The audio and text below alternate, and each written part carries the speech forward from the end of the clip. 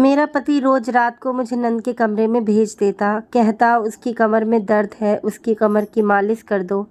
एक रात बेड हल्का-हल्का हिल रहा था, मैंने आंखें खोलकर देखा तो मेरा पति नंद के मेरी नई-नई शादी हुई थी। अभी मेरी शादी को 1 हफ्ता मुश्किल से हुआ था कि मेरा पति मुझे रोज़ रात को अपनी नंद के कमरे में भेज देता और कहता कि उसकी कमर की मालिश करो, उसकी कमर में बहुत दर्द रहता है। मेरी नंद अंधी थी, इसलिए हर वक्त अपने कमरे में पड़ी रहती थी। रात को सोते हुए उसके कमरे के बाहर ताला लगा दिया जाता था। जब मैंने अपने पति से पूछा कि आप अपनी बहन के कमरे में बाहर से ताला क्यों लगा कर रखते हैं, तो पति ने कहा कि वो आंखों से अंधी है और देख नहीं सकती और उसे नींद में चलने की बीमारी है और मुझे ये डर है कि कहीं वो रात के अंधेरे में नींद में चलती हुई कहीं बाहर न निकल जाए। इस वजह से रात को सोते वक्त कमरे के बाहर ताला लगा देता हूँ। यह बात मेरे लिए काफ़ी हैरान करने वाली थी, लेकिन हकीकत ये है कि अक्सर लोगों को नींद में चलने की बीमारी होती है।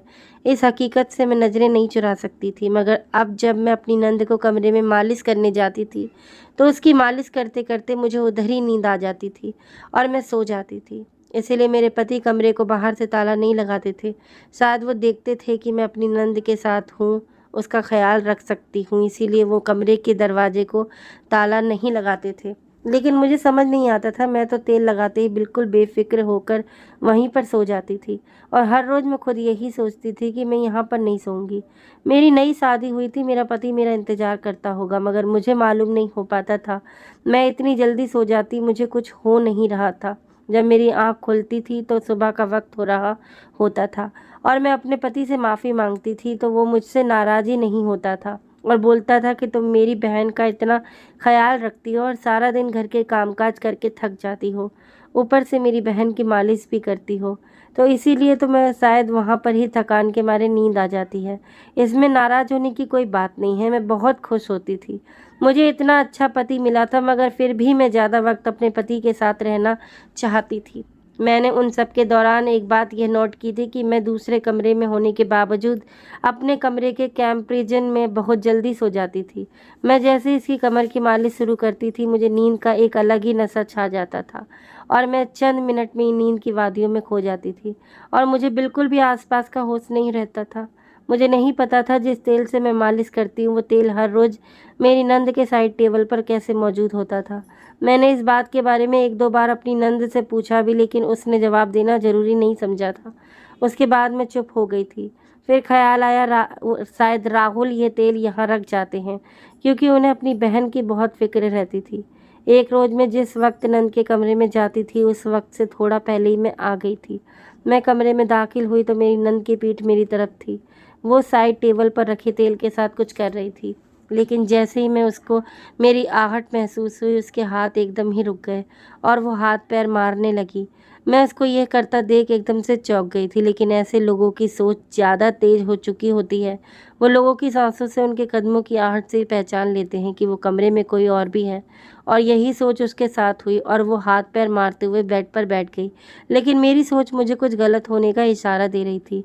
मैंने शक की निगाह से इस टेबल पर रखे तेल और बेड पर बैठी अपनी अंधी नंद को देखा और खामोशी से तेल उठाकर उसकी मालिश करने लगी और थोड़ी देर में ही मुझ पर नींद का ऐसा नशा छाने लगा, मुझे किसी चीज़ का होश ही नहीं रहा और मैं फ़ौरन ही इसके बराबर में लेटकर सो गई। सुबह जब मेरी आँख खुली, मुझे दाल में कुछ काला लग रहा था। रोज़ टेबल पर तेल आ जाना, मेरा रात को एकदम से तेल लगाते ही सो जाना, फिर सुबह ही होश की दुनिया में लौटना, यह सब मेरे लिए ताज्जुब की बात थी। मुझे अपनी नंद से बहुत हमदर्दी थी, लेकिन अब सब कुछ ठीक नहीं लग रहा था। मुझे कोमल पर शक हो रहा था कि वो अंधी नहीं है, मुझे से यह घर वाले कुछ छुपा रहे हैं।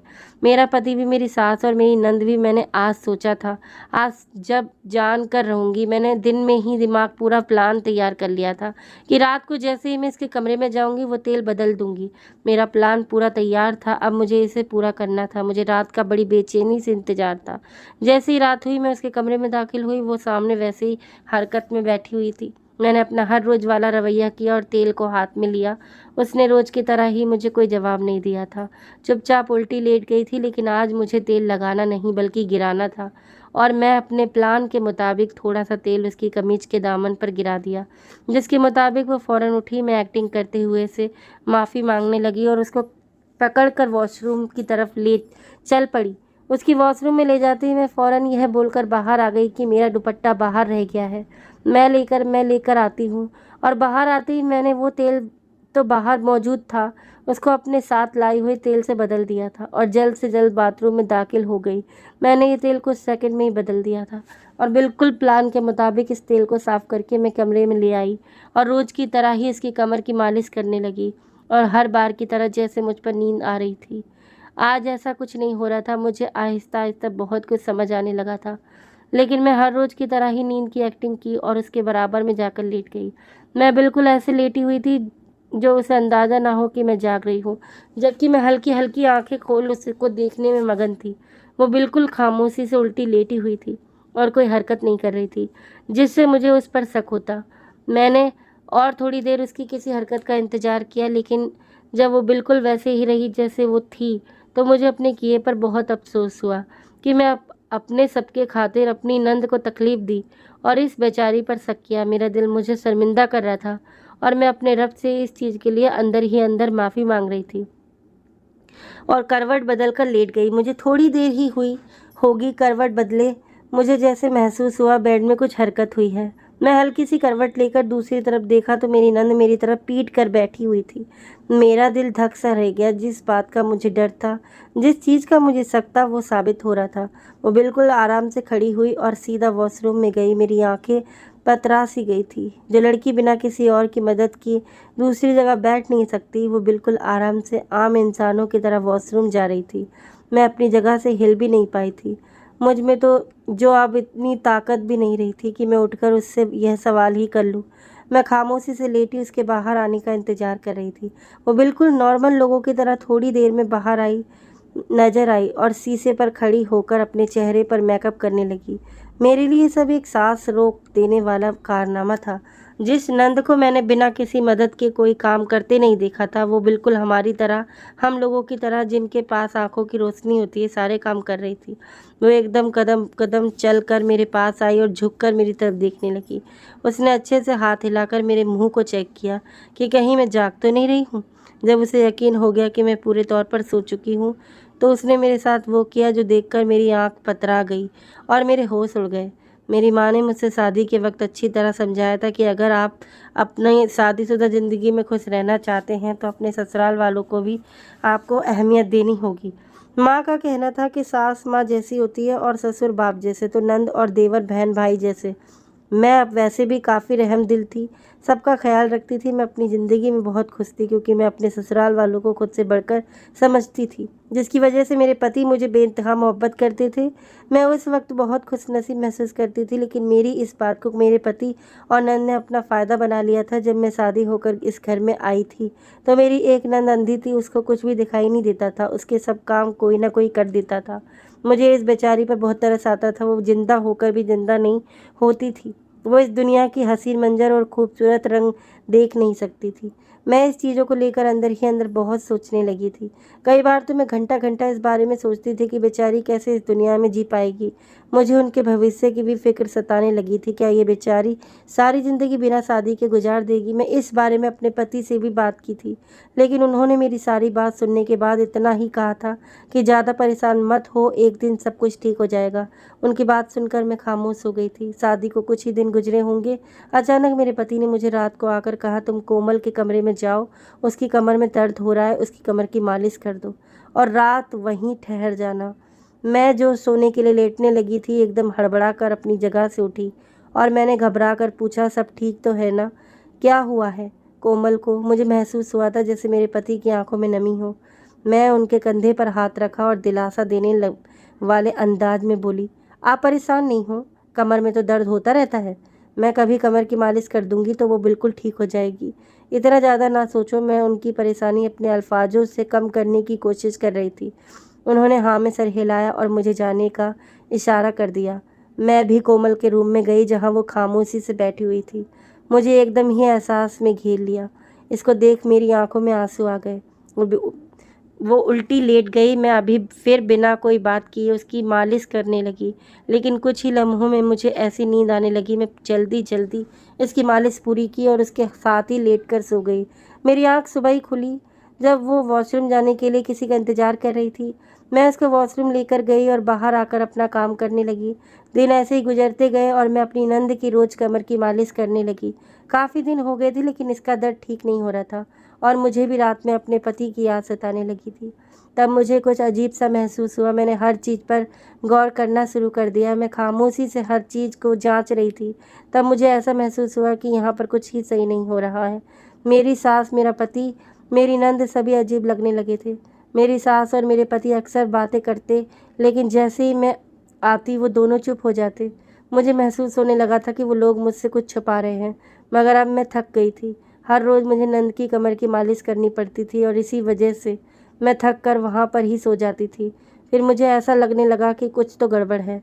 मेरी नंद की हरकतें 2 दिन से मुझे कुछ अजीब लग रही थी, इसीलिए मैंने तेल बदल दिया, यह देखने के लिए कि वाकई उसके दिल में कुछ है या सिर्फ यह मेरा वहम है। मैंने इस बात के बारे में किसी को नहीं बताया था, क्योंकि हो सकता था यह मेरा वहम हो। अगर मैं इस बात का जिक्र अपने पति से या अपनी सास से करती तो मैं ही तो उनकी नज़र में बुरी बन जाती। सबको यह लगता कि मैं अपनी अंधी और मजलूम नंद पर इल्ज़ाम लगा रही हूँ। इसीलिए यह सब करके मैं सिर्फ अपने दिमाग से शक दूर करना चाहती थी।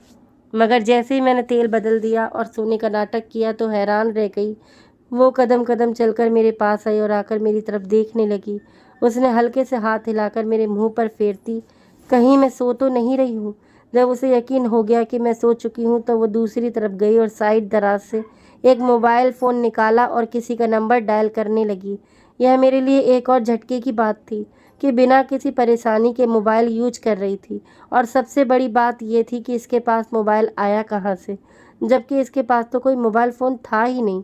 और वो किसी लड़के से बात करने लगी और उसको बोल रही थी कि मेरी भाभी बेहोश हो गई है, अब तुम जल्दी से आ जाओ, वैसे तुम्हारे तेल में कोई जादू है। उसको लगाते ही भाभी एकदम से लुढ़क जाती है।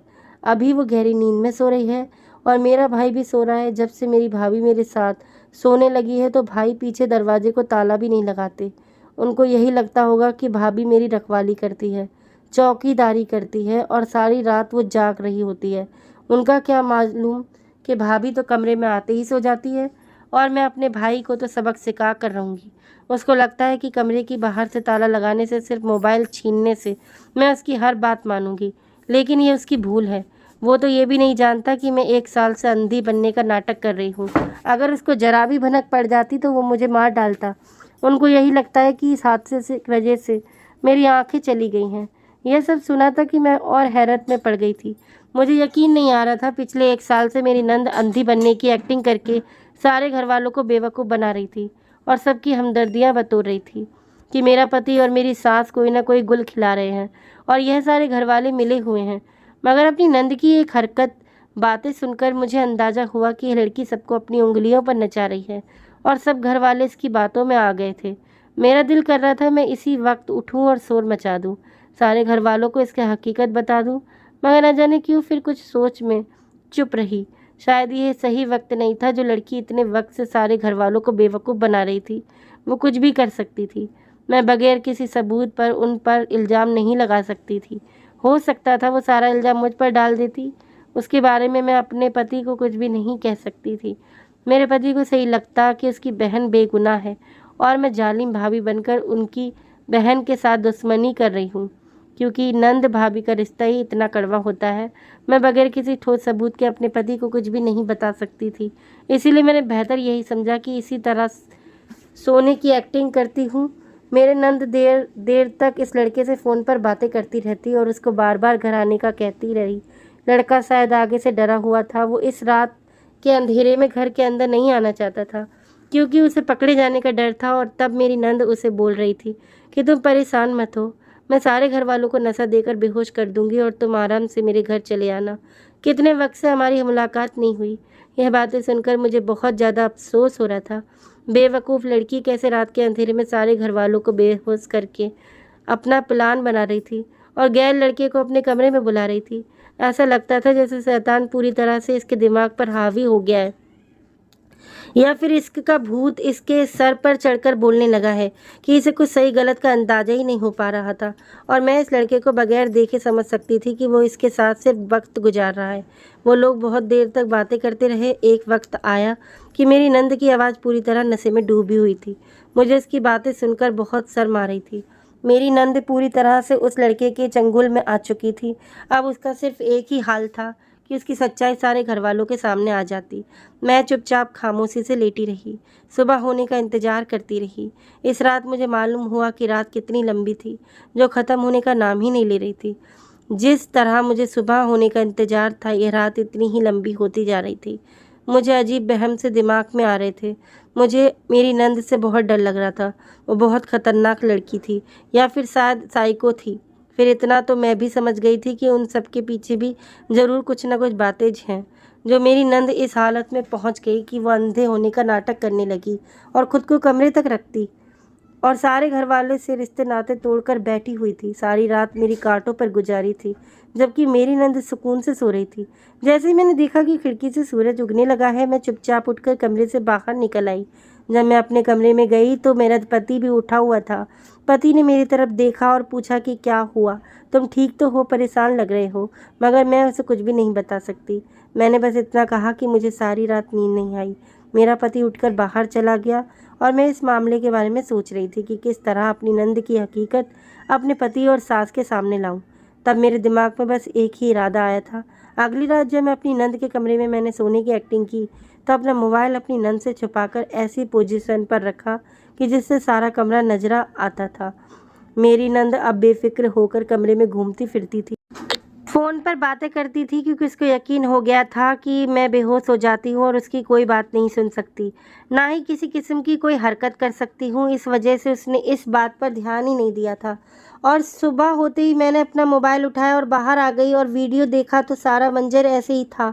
मेरी नंद अब कमरे में मज़े से घूम फिर रही थी, मेकअप कर रही थी, तैयार हो रही थी और उस लड़के से वीडियो कॉल पर बातें कर रही थी और उसकी सारी बातें मोबाइल में रिकॉर्ड हो गई थी। शुक्र है कि मेरी नंद को इस बात का पता नहीं चला और मेरे हाथ सबूत लग गया था। मुझे अच्छा नहीं लग रहा था कि मेरी नंद मेरे पति की आंखों में धूल झोंकती। मेरा पति सारा दिन घर से बाहर रहता था, मेहनत करता था, सब घर वालों को ख्याल रखता था और सबके ज़्यादा परेशान अपनी बहन के लिए रहता था। मैं अपने पति से बहुत मोहब्बत करती हूँ। कोई इस बेवकूफ़ बनाए, यह बात मुझसे बर्दाश्त नहीं हो रही थी। सुबह होते ही मैंने अपने पति को अपनी नंद के बारे में सब कुछ बता दिया। मेरा पति गुस्से से मुझे देखने लगा। उसको इस बात पर बिल्कुल भी यकीन नहीं आ रहा था और उसने मुझे कहा कि मैं तुम्हें रोज़ अपनी बहन की मालिश करने के लिए भेजता हूँ तो तुम्हें बुरा लगता है, तो मैं ये बात अच्छी नहीं लगती, इस वजह से तुम यह बहाने बना रही हो। तुम चाहो तो उसके कमरे में मत जाओ। मैं जानती थी मेरा पति इतनी जल्दी उन बातों पर यकीन नहीं करेगा, इसीलिए मैंने अपने पति को वो वीडियो दिखाई। जैसे जैसे वो उसको देखता गया, उसके चेहरे के रंग बदलने लगे। गुस्से से ज़्यादा उसके चेहरे पर दुख और तकलीफ़ें दिखाई देने लगी थी। हालांकि मैं अपने पति को दुख नहीं दे सकती थी, मगर हकीकत भी उसके सामने लाना बहुत ज़रूरी था।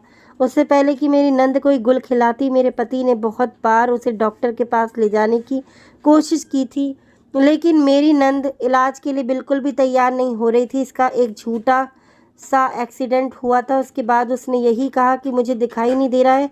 जब उसे डॉक्टर के पास ले गए तो डॉक्टर ने भी इस बात का जिक्र किया कि उनकी आंखें चली गई हैं। शायद डॉक्टर को भी मेरी नंद ने पैसे वगैरह देकर इस बात के लिए तैयार किया था। मेरा पति अपनी माँ के पास गया और उसको यह सारी वीडियो दिखाई और सारी सच्चाई बताई। मेरी सास भी सदमे में आ गई। उसे यकीन नहीं आ रहा था कि उसकी बेटी ऐसी हरकत कर सकती है। तब मेरी सास ने मुझे बताया कि मेरी बेटी की हरकतें सही नहीं थी।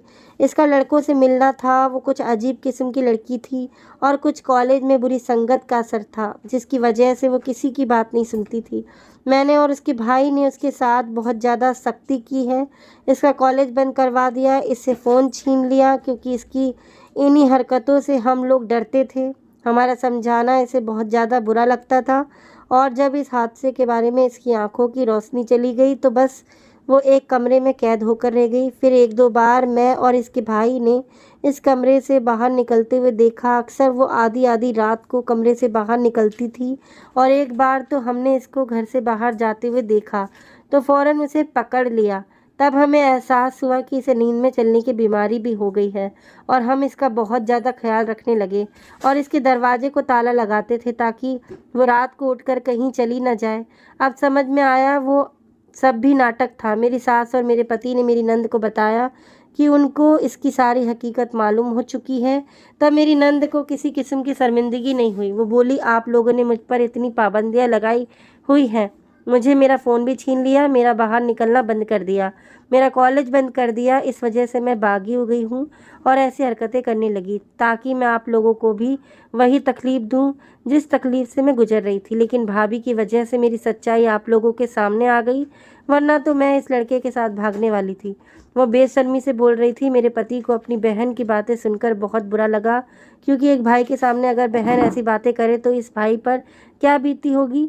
मेरे पति ने अपनी बहन को कुछ नहीं कहा, ना ज़्यादा डांटा, ना इस पर हाथ उठाया। चुपचाप इस लड़के का नंबर लिया और इस लड़के से मिली और उसके घर वालों से बात की और उन दोनों की शादी करवा दी, क्योंकि मेरा पति और अपनी बहन को इस घर में रखने को तैयार नहीं था।